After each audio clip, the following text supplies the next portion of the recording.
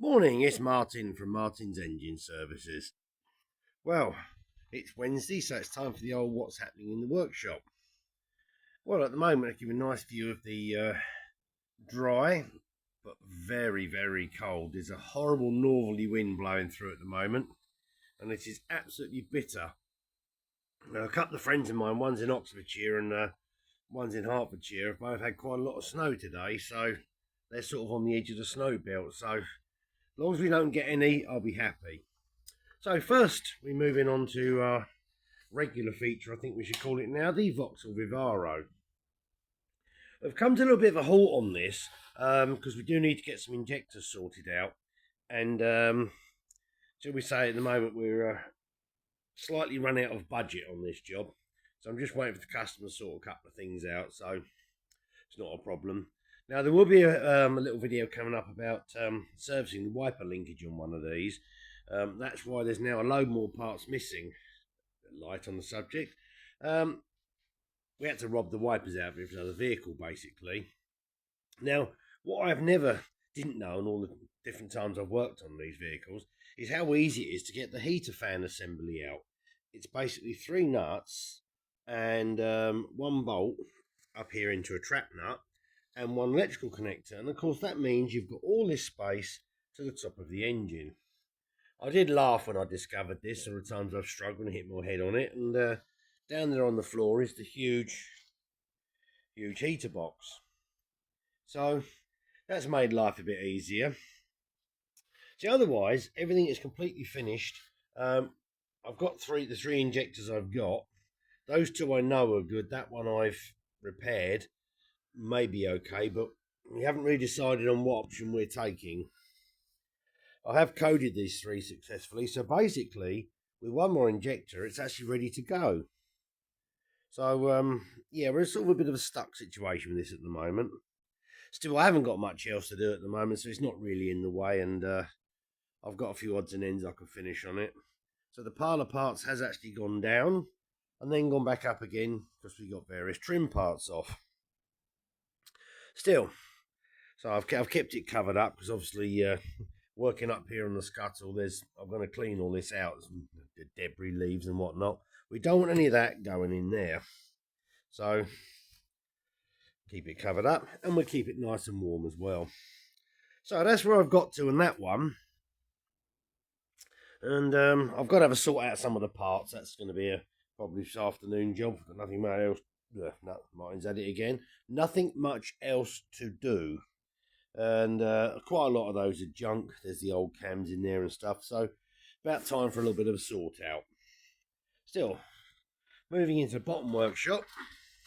I've got a little job to do on the Countex leaf sweeping tractor. It's all working very nicely. I've said in plenty of previous videos, the transmission on this is hanging in there. I found a kind of a sweet spot now, where you get the speed control lever about half, and you have the throttle at about half, and it's absolutely fine. It drives nicely. It doesn't jump around or judder, and you can reverse it fine. It's okay. But what I have discovered is, if you come to a halt and you obviously put the brake down or combined brake and clutch, when you want to take off again and you ease the pedal up, the transmission, as it takes up the load, judders quite violently.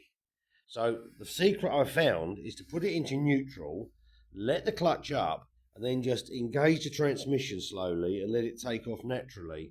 The same as going into reverse. That way the transmission seems to work fine. So that's my happy medium on that one. Now, what I've had to replace on it is actually the cog on the starter motor, the Bendix gear, I suppose you'd call it.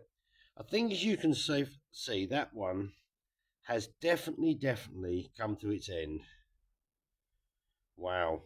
And it was still working, apart from making a few sort of squawky noises and whatnot. It was still working, but you can see it's a little bit shy of teeth when you compare it to the new one. It's a simple enough item to repair. You just pop there's a little tiny roll pin in the top of the starter. I will actually show the assembly of that in a minute. But while I was at it, I gave the starter motor, I stripped it down, cleaned the brushes. They're in absolutely perfect condition. There's nowhere in the armature at all. oiled all the bearings up, and it is a very heavy, robust old unit. So, and that's all that's wrong with it. So, simply enough problem to solve. But I think we got value out of that one. Oh dear. So otherwise, what else are we up to? We've had a good tidy up.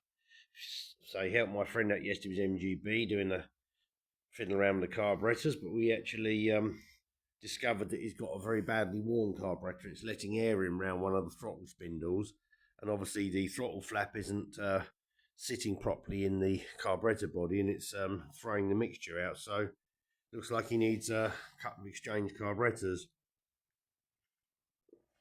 Yes, tea on the go.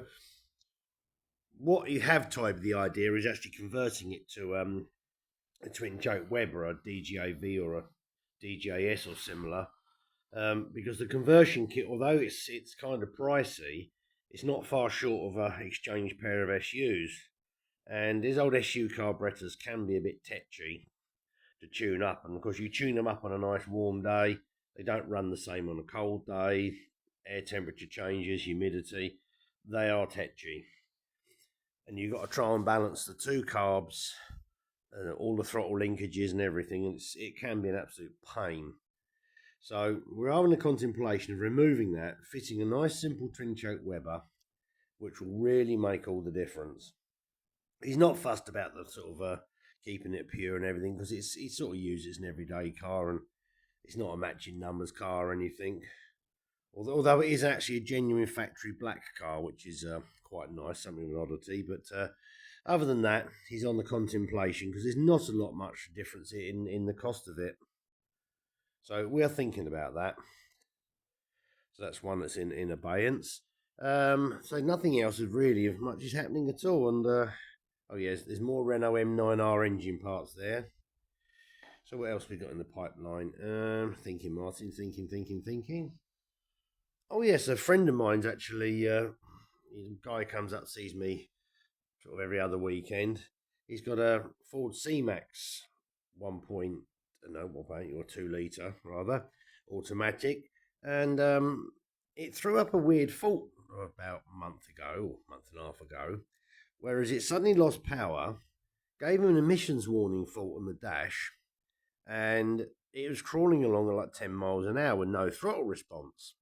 So he pulled it over, turned everything off, gave it 5 minutes, started it up, and it was fine. And he drove about 100 miles to see me, and we plugged it in, and we had a couple of rather nasty fault codes, and one of them indicated a problem with the EEPROM chip in the ECU. Had requested throttle control deactivation, and we thought, ooh. So it was running fine, so we reset everything. We did a reset on the ECU. I found a function on the scan tool to an ECU reset. We did that, and it's been absolutely fine up until beginning of last week. We did exactly the same, but now it won't reset. It has an internal ECU failure. So he's now stuck with that, which is a bit of a pain. Maybe you can get the ECU repaired. The problem is finding another one for that, being an automatic and everything, is not going to be easy. So bit of a shame, but it was one of those fault codes that was kind of scary when you see it, and it says EEPROM failure, ECU requests throttle control shutdown, I think it said, blah, blah, blah, and you think, uh-oh. So that was a bit of a, he phoned me up the other day and said, it's all over. So I said, okay. So that was one of those little things he's got to think about dealing with. So that's really what Martin's up to, actually, and I'm going to be probably getting on with my garden trailer. That's what the some of my ad hoc workbench is over there. I found the trusty old Black & Decker workmate and screwed a bit of wood to the top, because my normal bench I use for this is next to the Vivaro, covered in Vivaro engine parts. Well, nothing else to do. I thought I must get on with that garden trailer, because it's the framework of it there is up in the workshop roof at the moment, and I've put some of the other bits away safety, and I'm not entirely sure I've put them all, but my primary goal is to get this, get this repaired. So it's a very easy thing to do to change these Bendix on these starters, and I'll show you just how simple it is. So I'll just go and grab it off the bench, and then I'll bring you along. Right, what you've basically got, it's quite simple. You've got this basically a weight here, like a fly weight, just sits on the shaft, doesn't locate on the shaft itself, but it does have flats on the bottom. There's no location on there, but you've got to get it on those two. There we go, flats on the bottom. It doesn't matter which way around it goes, it's symmetrical. Now the gear is cut out both sides, so that again is symmetrical. Is it symmetrical? No, it's not symmetrical. Hang on.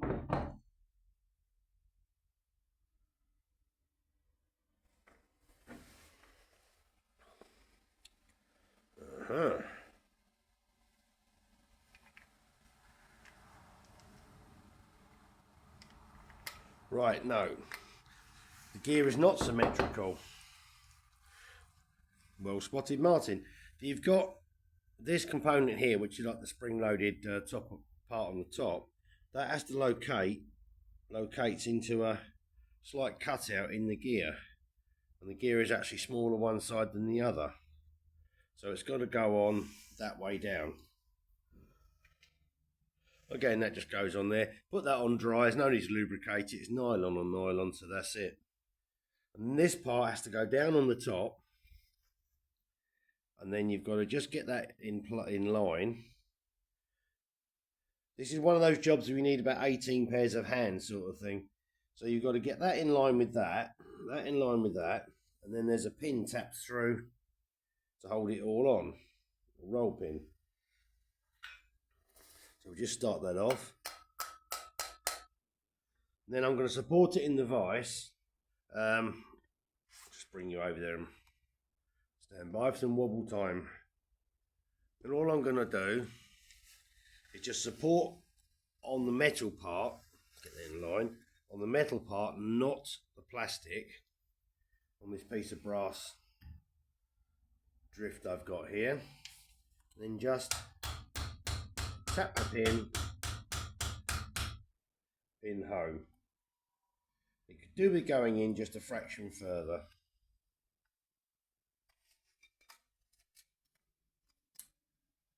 Yeah, it's got to go in a fraction further because it's just catching on the plastic there. So see if we can get that lined up there. There we go.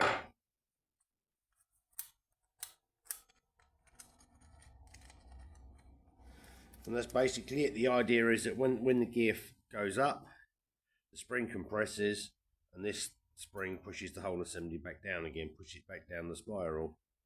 So that's basically it. Simple as that. One repaired starter motor.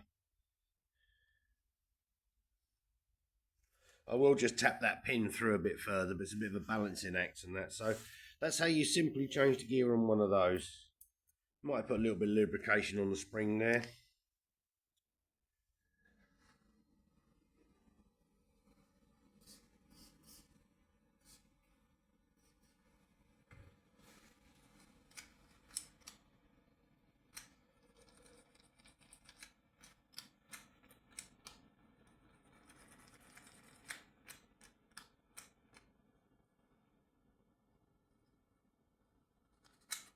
Right, there we go.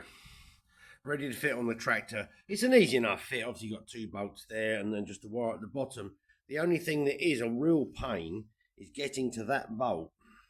Because if you align the flat here on the weight, the sort of Bendix weight, or we're going to call it, the bolt actually comes out a slight angle that way, more sort of like that. And even with a quarter drive flexi socket on there, you have to put the starter in and just gently take it into place. So that's the only fiddly part about it. Otherwise, it's nice and simple to get to. So that's that little job. I shall fit that in a moment. But other than that, say not an awful lot happening. So I'm going to get that sorted out. And I'll have a think about the Vivara. So I've got a couple of bits to do on it. Move things along. And then I think I'll have a grand sort out of engine parts. And oh, it appears to be a bit of sleet coming down out there now as well, just for good measure. So I'll leave that nice thought, sleet and snow. I hope you enjoyed this little video on what's been happening. So not a lot happening, but I like to report in. So thank you very much indeed for watching. So please like and subscribe, and bye for now.